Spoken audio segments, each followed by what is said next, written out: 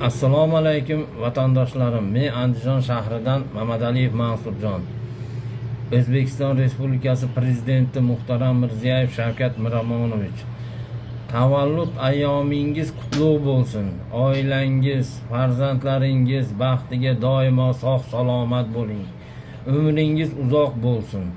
Davlatimiz ravnaqini o'ylab, fuqarolarning manfaatini o'ylab, xalqning dardini eshitib, xalqingizni rozi bo'lishida tashabbusingiz bilan olib borayotgan ishlaringizda g'ayratingizga g'ayrat, sog'ligingizga sog'lik, umringizga umr berishini samimiy duo qilib Allohdan tilayman.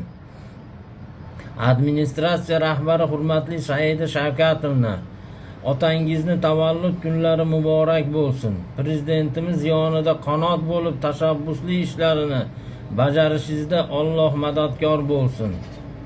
Prezidentimiz baxtiga sog' salomat bo'ling. Murojaatim O'zbekiston Respublikasi prokurori hurmatli Nig'matulla Yo'ldashev To'lqunovichga. Men prezidentimizga, davlatimizga, O'zbekiston Respublikasida qonun ustuvorligiga ishonaman. Prezidentimiz nomiga yo'llagan har bir murojaat xolis, har tomonlama sinchkovlik bilan o'rganib chiqishiga ishonaman. Hurmatli Nig'matulla To'lqunovich, Andijon shahrida bo'lib o'tgan holatni qisqacha bayon etaman. Nazoratga olishingizni so'rayman. Chunki muammo uzoq yillardan beri mansabdor va puldor aralashuvi bilan ish yakuniga yetmay, ishni bir tomonlama ko'rishib, yopib kelishyapti.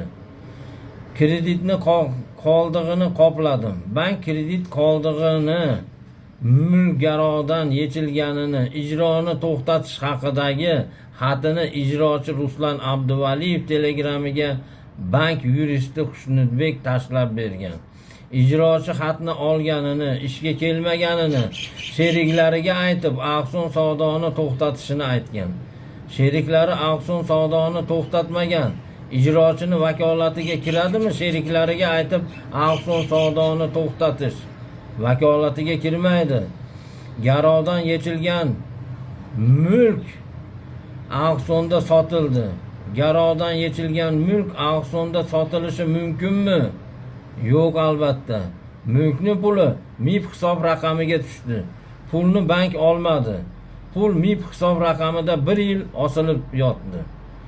Auksion g'olibi J. Abdurahmonov ishi hal bo'lmay 4000 AQSh dollari bering, mulkka da'vo qilmayman dedi. Advokati va advokatim kelishuvi bitim tuzdik. 4000 AQSh dollari advokati va advokatim guvohligida auksion g'olibiga 4000 AQSh dollari berdim. Auksion g'olibi Abdurahmonov advokati bilan MIPga pulini qaytarib berishini so'rab murojaat qildi. MIP murojaatini inobatga olmadi. MIP murojaatini nimaga inobatga olmadi? Mulkni olishdan bosh tortish qonunda ruxsati berilgan.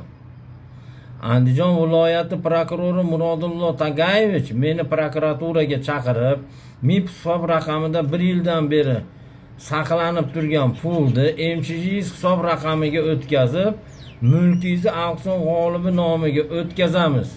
Pulni auksion g'olibiga qaytarib berasiz, mulkingizni auksion g'olibi sizga qaytarib beradi dedi. Pul MCHM hisob raqamiga o'tsa qonun buzilishi bo'lishini aytdim. Viloyat prokurori Murodullo Tagayevich viloyat MIP rahbari Azamatjon Eshonqulovga pulni bankka o'tkazishiga topshiriq qildi. MIP rahbari kredit qoplanganini bo'yicha bank xatini 1 yil avval bergan, pulni bank olmaydi dedi. Viloyat prokurori Murodullo Tagayevich, nima men ijrochini chaqirib tergov qilib o'tiramanmi? Auksion g'olibi ariza qilsa jarima to'laymanmi? Pulni bankka o'tkazasiz deb topshiriq qildi.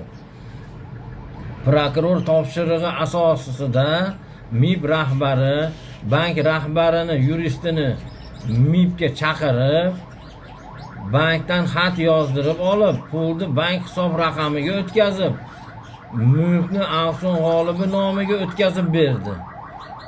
Bankdan telefon qilib pul bank hisob raqamiga tushganini aytdi. Viloyat prokurori aytgani bo'pti dedim-da, auksion g'olibiga telefon qilib, pulini olishini, mulkni qaytarib berishini aytdim. 10-15 kuncha har xil vajlar qilib, mulk nomiga o'tkazib olish uchun 30 ming AQSh dollari ishlatdim. Prokuratura o'zlari mulkni nomimga o'tkazib berdi. 10 ming AQSh dollari foydam. O'zinglar olsanglar 100 ming AQSh dollariga sotaman dedi. Viloyat prokurori qabuliga borib, auksion g'olibi 100 ming AQSh dollariga sotaman deyapti. Siz aytgan bo'lmadi dedim.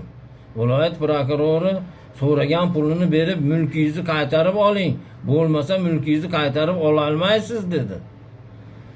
Prokuratura javob xatida Ipak yo'li bankining 16.03.2026 yil kuni bank xatiga asosan 247 million so'mni bank hisob raqamiga, 502 million so'mni MChJ hisob raqamiga, 41 million so'mni soliqqa o'tkazganini bo'yicha javob xatini berdi.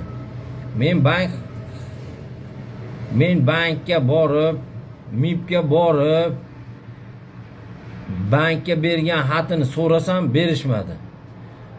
Markaziy bankka holat bo'yicha murojaat qildim. Markaziy bank MIBga bergan xatini nusxasini berib, MIBdan bank hisob raqamiga o'tgan pul asossiz o'tganini, bank pulni MIB hisob raqamiga o'tkazishiga ko'rsatma berdi. MIBga pullar qaytdi, mulk qaytmayapti. Mulkimni qaytarib berishini so'rayman. O'zbekiston Respublikasi prokurori hurmatli Nig'matullo Yo'ldashev To'lqinovich, sizdan iltimos qilib so'rayman.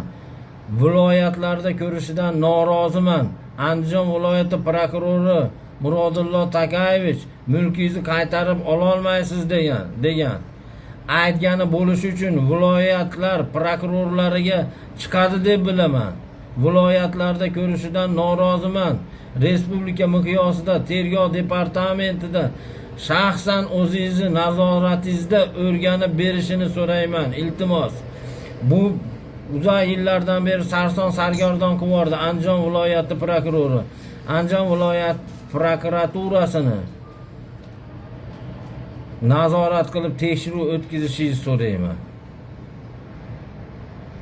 Hozirda meni murojaatlarim bo'yicha jamlangan hujjatlarni respublika miqyosida tergov departamentida shaxsan o'zingizni nazoratingizda o'rganib berishini so'rayman.